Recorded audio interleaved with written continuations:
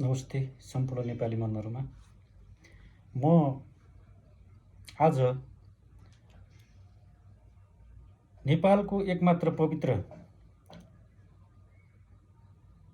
संगठन नेपाली सेना, त्यसलाई राजनीतिमा मुस्नेको निम्ति गरिएको प्रयास र नेपालका ठूला राजनीतिक दलहरू नेपाली कांग्रेस र नेकपा, उनीहरूको समाजवाद र क्रान्तिकारिता उनीहरूको भाषामा भन्ने गरिएको यो विषयमा रहेर थोरै आफ्नो विचार राख्ने प्रयासमा छु। यहाँहरूको अनुमति चाहन्छु। नेपालका सम्पूर्ण संरचनामा राजनीतिक विष प्रवेश भइसकेको अवस्था छ, जो विदितै छ।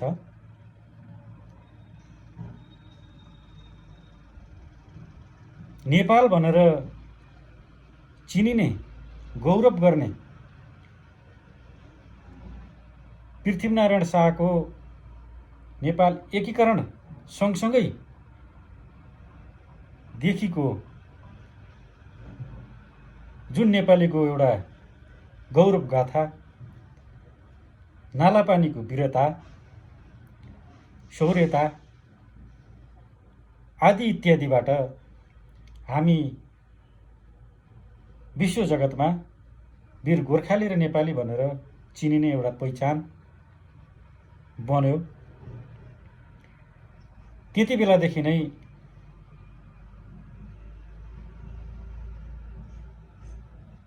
संरचित हुँदै आइरहेको एउटा पवित्र संगठन नेपाली सेनालाई पछिल्लो पटक जानमा या अनजानमा सेना पनि जोडिनु पुग्यो। हुन त संवैधानिक व्यवस्था पनि छ। देशमा ठुल्ठुला महामारीहरू, आपद विपद र सङ्कटका घडीमा सेनाहरूलाई प्रयोग गर्न सकिने व्यवस्था छ। सेनाले आफ्नो त्यो नेपाल र नेपालीप्रतिको जिम्मेदारी र उत्तरदायितालाई मजासँग प्रदर्शन गरेको विगतदेखि वर्तमानसम्मका इतिहासहरू पनि छन्। यो कोरोना महामारी सँगसँगै नेपाल सरकार स्वास्थ्य मन्त्रालय मार्फत स्वास्थ्य सामग्री खरिद प्रकरणमा सेनालाई जोड्ने काम गरियो। त्यो जोड्नुका पछाडिको स्वार्थ नेपाली नागरिकहरूको जीवन रक्षाको स्वार्थ भन्दा पनि त्यहाँभित्र पनि राजनीति प्रवेश गराउने र त्यो मन्दविष त्यहाँ प्रवेश गराइसके पछाडि सेनाको बलियो एकतालाई तितर बितर पार्नको निम्ति गरिएको एउटा प्रयास हो भन्ने कुरा पछिल्लो पटक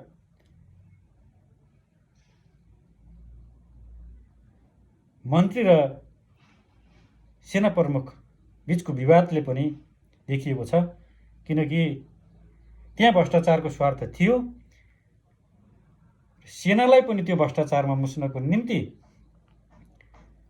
सेनालाई अगाडि सारेर ढाल बनाएर पर्दा पछाडि आफूहरूको फोहोरी खेललाई सुरक्षित, संरक्षित र सङ्गठित गर्ने प्रयास हो भन्ने कुरा हिजो नै कतिपय बुद्धिजीवीहरूले बोल्नुभएको थियो र त्यो आज आइसक्दाखेरि मूलत प्रष्टिएको छ।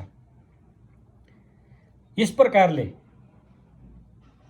राजनीतिबाट टाढा रहेको, कुनै दलीय स्वार्थबाट टाढा रहेको सेनालाई फेरि राजनीतिमा प्रवेश गराएर मूलत राज्यलाई नै कमजोर बनाउने चाकरीवादहरू, वैदेशिक प्रभुका तलुवा चाटकारहरू यीहरूले नेपाली सेनालाई कमजोर बनाउने प्रयास जुन गरेका छन्, यो दिवास्वप्नलाई नेपालको सैन्य नेतृत्वले कदापि पुरा हुन दिनु हुँदैन। राष्ट्र र राष्ट्रियताको हित विपरीत कसैले पनि नेपाली सेनालाई प्रयोग गर्न खोज्छ भने त्यसलाई ठाउँको ठाउँ ठेगान लगाउनु पर्छ र आवश्यक परे त्यो सम्पूर्ण देश र नेपाली नागरिकको दायित्व आफ्नो काँधमा लिँदै सेना अगाडि बढ्न पर्छ र त्यहाँसम्मको हिम्मत सैन्य नेतृत्वले राख्न सक्न पर्छ भन्ने आम देशभक्त न्यायप्रेमी नेपाली जनताको मन मस्तिष्कको आवाज हो र यो अनुरोध पनि हो। यसलाई नेपाली सेनाले पनि त्यही ढङ्गले बुझोस् र राजनीतिक फोहोरी गण्डकी खेल खेल्ने खेलाडीहरूले पनि त्यही ढङ्गले बुझ्नको निम्ति म चुनौती दिन चाहन्छु। अर्को कुरा, आफूलाई कम्युनिस्ट क्रान्तिकारी भन्ने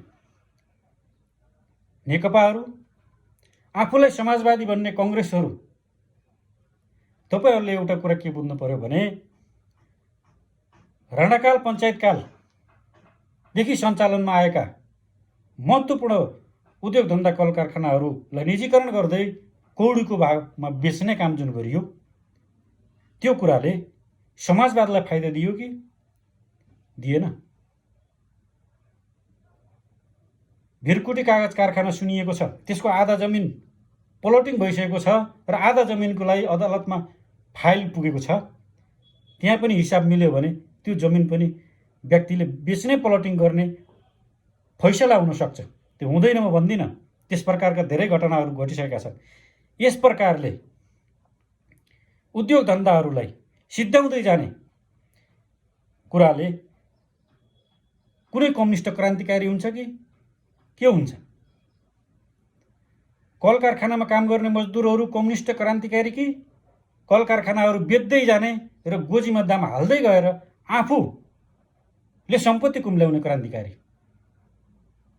नेपाली नागरिकलाई यही देश समाजमा रोजगार दिने कङ्ग्रेस समाजवादी कि नेपालका युवा जनशक्तिलाई विदेशमा पलायन गराउने कङ्ग्रेस समाजवादी? यस प्रकारले सोचिन जरुरी छ। म बुद्धिजीवीहरूलाई पनि भन्न चाहन्छु, नेपालको राजनीति आफूलाई विद्वान र बुद्धिजीवी भन्ने वर्गबाटै बिग्रिएको छ।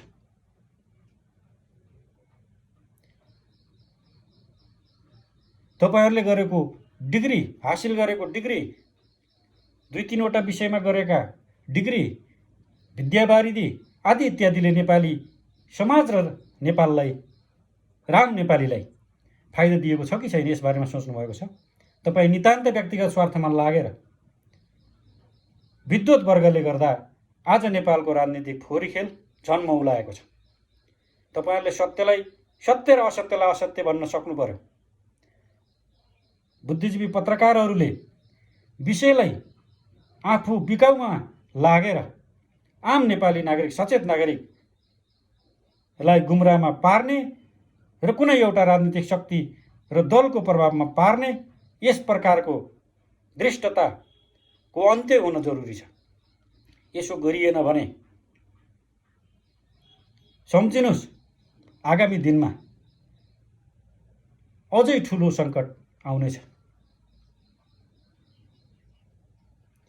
त्यसैले बुद्धिजीवी वर्गले आफू या आफ्ना नातापाता राजदूत हुने सपना देखेर, कुनै पत्रकार मित्रले आफ्ना आफन्तहरू मन्त्रालयमा जागिर खाने या सचिव हुने सपना देखेर यस्तै प्रकारका विभिन्न सपनाहरू पालेर नेपालका राजनीतिक दल र यिनीहरूले गरेका कुकर्महरूलाई दुधको दुध पानीको पानीकै हिसाबमा अलग थलग बनाएर पस्किने कुरामा तपाईहरूको कन्जुसाइ किन? यदि तपाईँ नागरिक नेपाली हो, स्वाभिमानी हो, बिकाउमा नपरेको हो, देशभक्त हो भने त्यस प्रकारको विषयहरू झल्किने हिसाबबाट आफ्नो काम र व्यवहारलाई पस्किन सक्ने कि नसक्ने? क्षणिक स्वार्थको निम्ति एकजनाको समृद्धिको निम्ति, एकजनाको प्रगतिको निम्ति, तपाईँ एकजनाको खुसीको निम्ति हजारौँ लाखौँ नागरिकहरूलाई उनीहरूलाई दुर्गतिको खाडलमा पार्ने, निराश पार्ने, दुःख र दर्द भोगाइरहने यस प्रकारको परिपाटीको अन्त्य गर्ने कि नगर्ने, यो खड्किएको प्रश्न हो। त्यसैले हामीले अहिले पनि गाउँ समाजमा हेऱ्यौँ भने राजनीतिक र दलीय प्रभाव बुद्धिजीवीकै हातमा भेट्छौँ। कुनै एउटा स्कुलको हेडमास्टर, कुनै उच्च माविको प्राचार्य, कुनै रिटायर सुबेदार मेजर कुन राजनीतिक दलको समर्थन गर्छ भन्ने आधारमा त्यो गाउँका मान्छेहरूले त्यो दललाई समर्थन गरिरहेका हुन्छन्। त्यसैले हामी बिकेनौँ भने अथवा बुद्धिजीवी वर्ग बिकेन भने, बुद्धिजीवी वर्गले सोही ट्र्याक अपनायो भने उसको पछाडि लाग्ने नागरिकहरूलाई न्याय मिल्नेछ। तपाईँ जान्ने मान्छेले जानेका कुराहरूलाई जे हो त्यही चाहिँ पस्किन किन डराउने? यहाँ कुरा डराउनेको मात्र पनि छैन। आफ्नो स्वार्थको निम्ति अरू मान्छेहरूलाई बेवकुफ किन बनाउने? राजनीतिक दलले राम्रोसँग बुझेका छन्। नेपाली जनताहरू एकदम कोमल मनका छन्, छिट्टै विश्वास गर्छन्, भावुक छन्, छिट्टै संवेदित हुन्छन्। गुलिया नारा दिएर प्रभाव पार्न सकिन्छ भन्ने कुरालाई बुझेका छन्। त्यसैले उनीहरूले दिने गुलिया नाराहरू समय सान्दर्भिक हुन् कि होइनन्, उनीहरू ठाउँमा पुगेपछि त्यसलाई परिपूर्ति गर्न साँच्चै लाग्छन् कि लाग्दैनन्, तन मनले लाग्छन् कि लाग्दैनन् भन्ने कुरालाई तपाईँहरूले गहिरोसँग आकलन गरेर त्यो विषयलाई जनतामा ल्याइदिनु जरुरी छ। आज तपाईँले गर्ने गलत व्यवहारले भोलि राज्य र राज्यवासीहरूले ठुलो अप्ठ्यारो बेहोर्नु पर्ने स्थिति आउन सक्छ। त्यसैले म भन्न चाहन्छु विनम्रतापूर्वक, दिनलाई दिन, रातलाई रात, दुधलाई दुध, पानीलाई पानी भनिदिनुहोस्, जनतालाई बेवकुफ नबनाउनुहोस्, यो भन्न चाहन्छु। आम बुद्धिजीवी वर्ग, विद्वत वर्गलाई पनि भन्न चाहन्छु र नेपालमा राजनीति गर्ने राजनीतिक दलका नेता कार्यकर्ताहरूलाई पनि भन्न चाहन्छु र वर्तमान सरकारलाई पनि म भन्न चाहन्छु, प्रतिपक्ष लगायत सबै नागरिक समाजलाई म भन्न चाहन्छु, हरेक कुरामा भ्रष्टाचार गर्ने, आफ्नो स्वार्थ राख्ने, यस प्रकारले नेपालको समृद्धि होइन, उभोगति होइन, अधोगति हुनेछ, प्रगति होइन, दुर्गति हुनेछ। नेपालीहरू सुखी होइनन्, अझ दुखी हुनेछन्। यो तितो सत्य हो। विगतदेखि वर्तमानसम्म सच्चा नेपाली नागरिक यानि कि तपाईँका इमान्दार भोटरहरू जो वास्तविक जनता हुन्, यो उनीहरूको आवाज हो र यसलाई त्यसरी नै बुझिदिनको निम्ति म हार्दिक आग्रह गर्न चाहन्छु। यहाँ कसैको स्वार्थपूर्तिका निम्ति राजनीतिमा जे पनि चल्छ भन्ने कुरालाई प्रस्ताउँदै हामीले आइरहेको देखेका छौँ। हरेक कुरामा शङ्का गर्नुपर्ने स्थान तपाईँले बनाइरहनु भएको छ। सत्ताधारी दल वर्तमान अवस्थामा देशका मुद्दाहरू, विश्व महामारीको रूपमा रहेको कोरोना भाइरसको मुद्दाहरूमा एकपटक पनि छलफल गरेको पाइँदैन। त्यसै गरिकन अन्य राजनीतिक दलहरूले पनि यी मुद्दामा छलफल गरेको पाइँदैन। दैवी प्रकोपले सयौं मान्छेहरूको मृत्यु भयो, हजारौं घरबारविहीन भएका छन्, बेपत्ता छन्। यस प्रकारको दर्दनाक विषयमा तपाईँहरूले छलफल गरेको पाइँदैन। खालि तपाईँ को मन्त्रालयमा जाने, को पार्टीको नेतृत्व हत्याउने, आफ्नो छोरी ज्वाइँ, साला जेठा, नातागोतालाई कसलाई राजदूत बनाउने, कसलाई मन्त्रालयमा छिराउने, कहाँ कति कमिसन आउँछ, सरकारी जग्गाहरू बेचेर खोल्टीमा दाम भर्ने, आफू मात्रै सम्पन्न बन्ने तर नेपाली नागरिकहरूलाई विपन्न बनाइरहने यो गलत सोच चिन्तनको बारेमा मात्रै तपाईँका बैठकहरू भइरहेका पाउँछौँ। तपाईँले पार्टी फुट्छ या फुटाउँछु, म यो बन्छु या ऊ फलानो यसो बन्छ, ढिस्कानो यसो बन्छ भन्ने विषयलाई अहिले नेपाली नागरिकले महत्त्व दिएको विषय होइन। नेपाली नागरिकलाई तत्कालमा कोरोनाबाट कसरी सुरक्षित गर्ने र आम नेपाली नागरिकलाई कसरी सुखी र खुसी बनाउने, लाखौं लाख विदेशमा पसिना रगत बगाइरहेका नेपाली श्रमिकहरूलाई देशमै रोजगारी कसरी सिर्जना गर्ने भन्ने विषयमा तपाईहरू केन्द्रित हुनु र तपाईँका छलफलहरू त्यसमा केन्द्रित हुन जरुरी छ।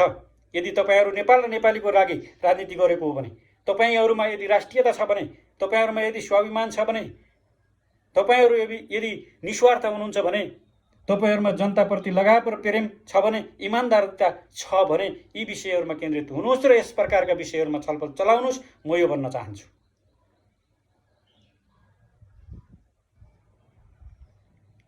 भनिन्छ हिन्दीमा, आदमी मर्ता तो क्या नहीं करता। नेपाली जनता भोलि एउटा अप्ठ्यारो स्थितिमा आउने सम्भावना देखिन्छ। यदि त्यो स्थिति भयो भने नागरिकले तपाईहरू जस्ता बदमाश विदेशको पिँडो खाएर नेपालमा भुक्नेहरूलाई छोड्नेवाला छैनन्। यो पनि एक राख्नुहोस् भन्न चाहन्छु मैले। तपाईलाई सुरक्षा दिने सेना र पुलिसले सधैँ सुरक्षा दिने छैनन्। यदि तपाईहरूको गद्दारीता उनीहरूले प्रष्टसँग बुझेको दिन तपाईलाई तपाईकै सुरक्षा गार्डले सुझाउनु पर्न सक्छ र सुझाउनु पनि पर्छ भन्न चाहन्छु। यदि इमान्दार कार्यकर्ता तपाईँको झोला बोकेर हिँडिरहेको छ, उसमा कुनै चाहिँ गलत सोच छैन भने, त्यो कार्यकर्ताले पनि तपाईँलाई बुझ्यो भने त्यसैले पनि तपाईँलाई ठोक्नु पर्छ र ठोक्ने छ भन्न म चाहन्छु। यही भन्दै देश र जनताप्रति उत्तरदायी बन्दै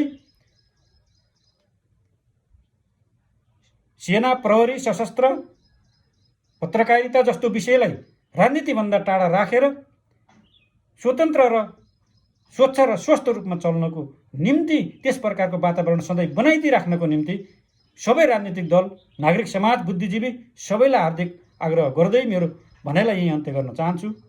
सम्पूर्ण नेपाल र नेपालीको जय होस्। जय पशुपतिनाथ।